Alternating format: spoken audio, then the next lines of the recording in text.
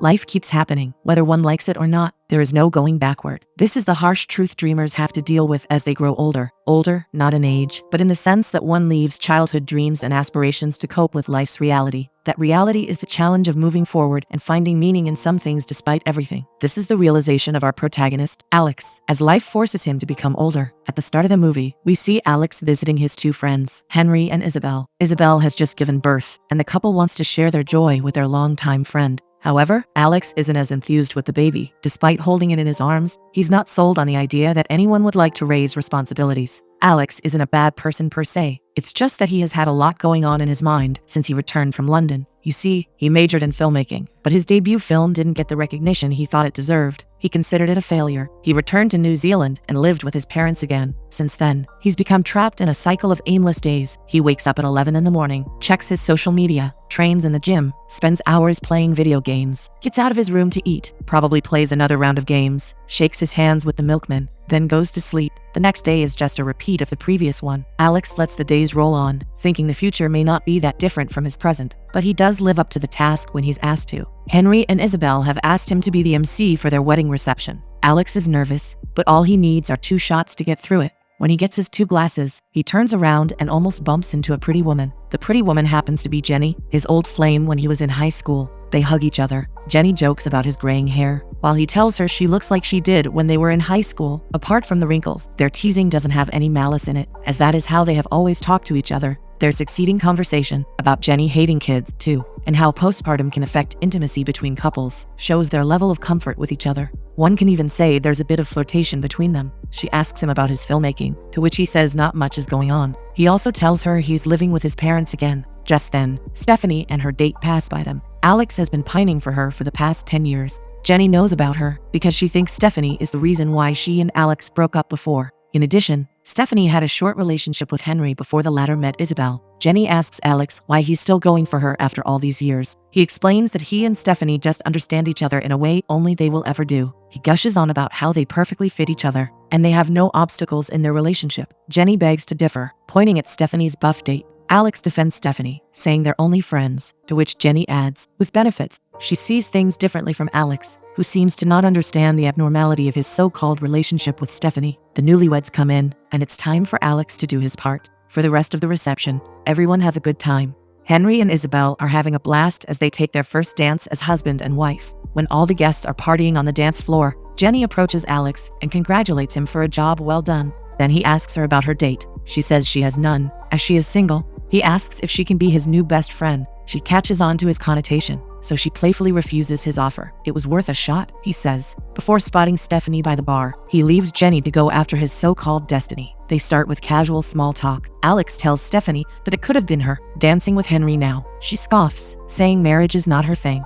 Their relationship peaked in high school, and that's that. He insinuates that perhaps, after Henry, they can have a shot at being together. She points out she has a date that night, so it will have to wait a little longer. Alex smiles, as he understands. It's always been like that for 10 years, with him waiting for her to fully give him her attention. She simply hugs him and promises to text him soon. When the party ends, Alex watches the guests leave the place. Then he spots Jenny sitting by herself. He approaches her and invites her to have a nightcap at his parents' place. Jenny agrees. They arrive at the house, a little bit tipsy and still talking about things. They are surprised to find Alex's parents still awake. They remember Jenny as the teenager who used to come around and visit their son. Now, she has grown into a pretty woman whom any son would be proud to bring home. Alex's mother warmly hugs Jenny and invites her in for a late-night snack. The father asks why Alex and Jenny never ended up together. Alex says he started dating someone else. The mother thinks Jenny was and is better than whoever he replaced her with. Then she remembers how she first met her husband. Jenny listens, adoring Alex's parents for their sweet, candid storytelling. She expresses her admiration for them, how great it is that they found each other and stayed together. The father agrees, saying they are fortunate in that area. The mother roasts her son, much to Jenny's delight, telling him he's single because he's unemployed and still living with them. Although the parents joke a lot, they are genuinely worried about their son, whether he'll be as lucky as them in the love department. Alex brings Jenny to his room, and he pours 2 glasses of whiskey for both of them. He clears the air, saying he won't get dirty with her, but they should continue drinking, so they won't have to face the hangover, the pain, or reality. Jenny, despite teasing him all night about his unsuccessful endeavors in filmmaking, understands what he's trying to say. She asks what they can do to stop feeling all of it, and he says he'll feel better by spooning her, so she allows him to hug from behind. She's satisfied to know he feels better. The next morning, Alex wakes up and sees Jenny already putting on her shoes. She thanks him for the hospitality. She invites him to her coffee shop so she can brew him a cup. He would have loved it. He would have even loved to get up just to give Jenny a hug, but his head feels like it's splitting in half,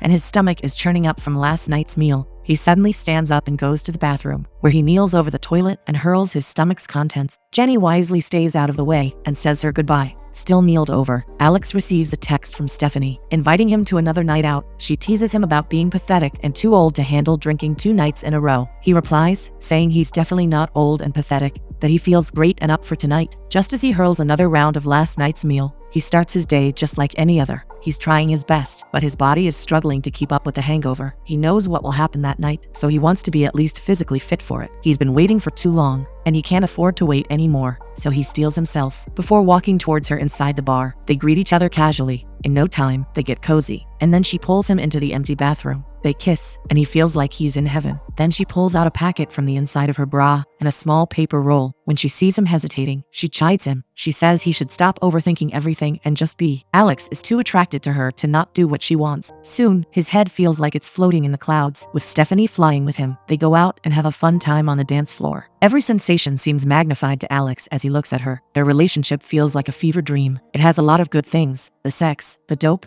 and the lack of commitment to each other. He believes he shares something special with Stephanie because it's always a good time whenever they are together. Later, she brings him to her apartment. It looks like the effect has worn off, so he takes a good look around the place. Stephanie isn't doing bad at all in her life. She has a successful modeling career, and she's well connected in her field. He asks if she's not worried about losing all of the good things one day. He admits he fears getting old, not just in age, but advancing in life without any real meaning in it. Stephanie says no one can be prepared for getting old, but why worry about the future when the present is all that matters? She asks him if all they're going to do is talk about philosophical things all night. He tries to tell her how he really feels. He feels nervous because it's been a long time since they got together, and he's worried that she might think they're not amazing together, but she assures him she won't think that way. She's good at convincing Alex that the present is what's important, and what's important is that they make love. Alex dreams about the first time he met Stephanie, when he was conducting a screen test for his amateur film. Even then, she managed to get her way by telling him, the director, to stand by her while she said her lines.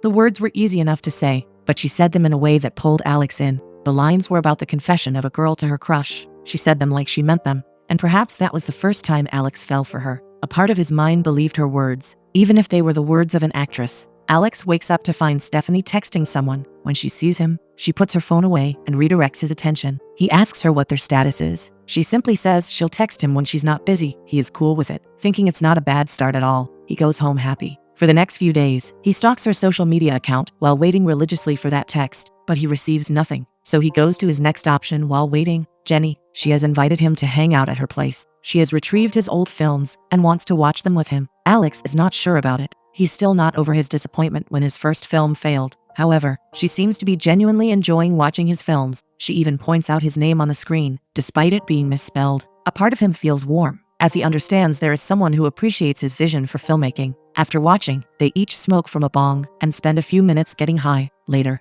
while eating some snacks, Alex remarks that this is better than what he usually does at night. Jenny giggles, as she knows very well what he usually does at night. Then he asks her why she's still single, despite her being beautiful and doing well in life. Jenny says she was in a big relationship before. She thought they'd end up in front of the altar. But one day the guy realized he didn't want to be with her anymore. She rationalized it, thinking he must have been bored with her or wanted other things. She also admits she's crazy, so there's that. Jenny throws the same question back to Alex. She assumes he's holding out for Stephanie. Alex reveals his stance on dating. He meets a girl, there's great chemistry, and they start dating. Everything is nice in the beginning, but when small nuances start to arise, like irritating personalities, that's when the bubble pops. If it's this bad in the beginning, how's he going to deal with it years later? He starts panicking, and he would rather run away than stay. Jenny keeps it cool, but she now understands why Alex didn't stay with her. She looks at him, he looks at her, and what passes between them is an understanding of what comes next. There are still some sparks left from their old relationship. He asks how horny she feels right now, and she answers very. They make love, but they both feel it's not simply lust. They feel comfortable with each other and even make fun of themselves after the deed.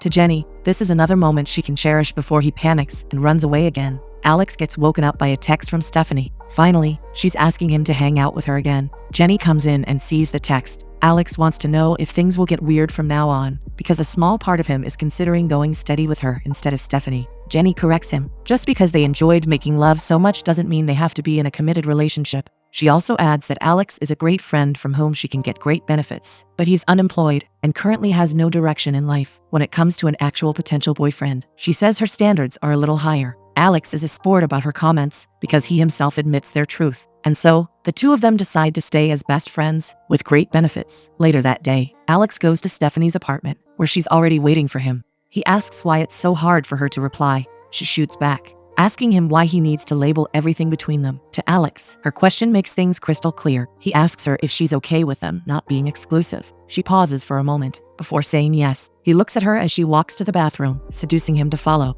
For the rest of the day, they act like a normal couple. They eat out, get touchy-feely with each other, and forget about the world, but it's the same as before. Stephanie gets him doped to get the ultimate experience. That night, they end up in a bar and are looking forward to a great night. When they get there, they are surprised to see Jenny with her date, Steve. Things get awkward really fast. Stephanie senses Alex's jealousy over Jenny having a date, and she doesn't like it. Meanwhile, Jenny remains cool, and Steve is oblivious about the tension. After greeting Jenny, she goes to get some drinks, pointedly telling Alex to remain so they can catch up. Steve suddenly remembers Alex, calling him the director of that horror movie everyone hated.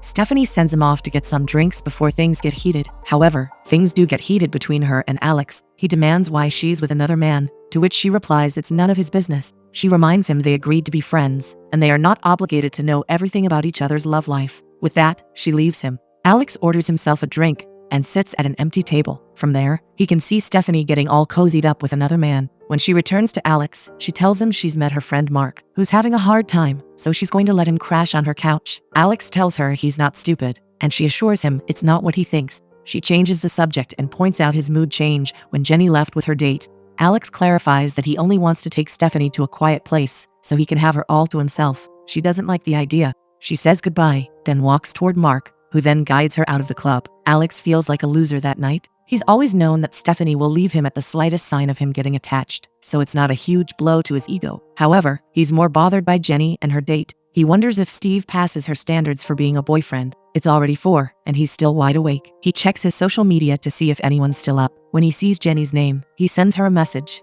To his relief, she replies. He decides to call her. Apparently, Jenny sent Steve home, just as Stephanie sent Alex home. She admits she can't sleep, and Alex takes it that she's also thinking about their encounter earlier. He asks if he can come over, and Jenny shyly says yes. In record time, Alex is in front of Jenny's house. They spent the wee hours of the morning in each other's arms. One day, while Alex is playing video games, his father comes to his room to have a heart-to-heart talk. He asks his son if all he's ever going to do is stay in his room and let the world pass by him. Alex offers to let him play his game instead of being sober with his father. It's been his defense mechanism ever since he returned home. The father gets right to what's hurting his son, his failed venture into filmmaking. He wants his son to see that one failure is not the end of the world. Quitting means wasting all of the efforts he's put into his work. Alex knows his father only has his best interests at heart. He's just being stubborn about it all. He changes the topic and asks his father about how he knew his mother was the one. The father says he didn't know. He just took his chance with her, and fortunately, it worked out for both of them. Before leaving Alex, his father informs him that they want him to move out. This leaves Alex speechless to take his mind off his upcoming eviction. He surprises Jenny by visiting her in her coffee shop early in the morning. Jenny appreciates his efforts, especially when he gives her napkins as a birthday gift prank.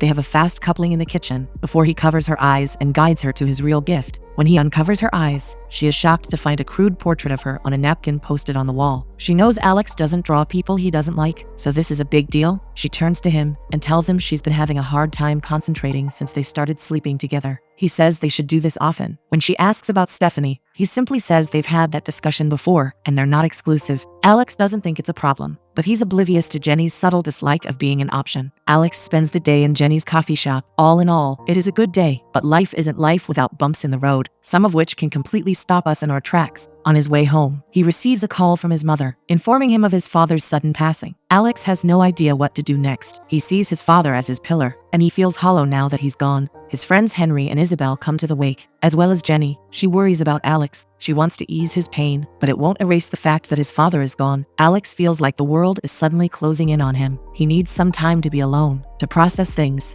and to slowly accept the fact that this is real. Soon, they bury his father. After the funeral, Alex spends some time by the harbor. He receives a message from Stephanie, who invites him to her place if he's up for it. He feels so alone and empty. It wouldn't matter now if all she wants to do is get with him. Then, Jenny comes along and gives him comfort. She manages to make him smile, which really baffles him. How does she know the right thing to say to lighten up his mood? She admits she knows him more than he thinks she does. Jenny offers him a genuine connection, but he's made up his mind. He tells her he's going back to London to start again. Since he's still unsure, he lets out his major letdown with life. He used to have dreams of adventures and aspirations when he was young, but when he grew up, all those dreams had gone, leaving him with the realization that none of them were ever real, that he's never invincible when life slaps him with harsh reality. Jenny tells him that those dreams may not be true, but she believes in herself. For the most part, she's happy because she chooses to be, because she understands that life keeps happening. Whether he likes it or not, there's no going backward. That is really good advice from Jenny, but Alex thinks she's making him feel the pain, and that's enough adulting for one day. He thanks her for being a good friend to him before saying goodbye. He leaves Jenny, who is clearly disappointed with how things have gone between them. Later, Alex goes to Stephanie's apartment and just allows himself to get lost in her, just so he won't feel the pain anymore. To the discerning eye, Stephanie is Alex's temporary solution to everything, the embodiment of his feel-good, everything is okay philosophy, a world where his fantasies are all true. But when the going gets tough, or when things get real, she's the first one to run away, leaving him waiting and lost in his pain. Days go by without any improvement in Alex's life. It's like he's stuck in that cycle of aimless wandering. That's why he's startled when one day, Jenny enters his room and wakes him abruptly. She says they're going camping, and he has no choice but to come along. Just as Alex remarked before, Jenny knows the right words to cheer him up, or to even distract his mind from inaction. Under the stars, they talk a lot about philosophical things. Eventually, Alex opens up about his true feelings regarding the loss of his father and the loss of his dreams. Jenny says the pain can't just disappear. One way or another, it'll come back until one learns to grow around it. But the same is true for those things dreamt of as a child. She says, even if everything is an illusion, it can't hurt to enjoy it while it lasts. In contrast to Stephanie, Jenny is the one who gently pushes him in the right direction. She's the embodiment of what Alex needs in his life, the will to move forward in life, despite all of its pretty and ugly sides. If only he comes to his senses, he'll realize Jenny is the one willing to see it through till the end with him. In the next scene, we see Alex dreaming about Jenny serenely looking over the cliff. She seems to be at peace, with a teddy bear beside her. He suddenly wakes up, and he's overcome with the urge to start writing a new script. It's been so long since he felt that familiar drive. He doesn't answer calls until he's finished with the script, and when he's done, he realizes Jenny has been calling him several times. He goes to her house, only to find out the unexpected reason why she's been calling him. Jenny is pregnant. Fear and uncertainty are evident in her face, and all Alex can think of saying is that she should get rid of it. To him, what he has with Jenny is special, but he's not ready for any commitments or responsibilities, not when his own life is still a mess. To Jenny, this is something she didn't anticipate. She doesn't want this, but she knows this needs to be discussed between the two of them.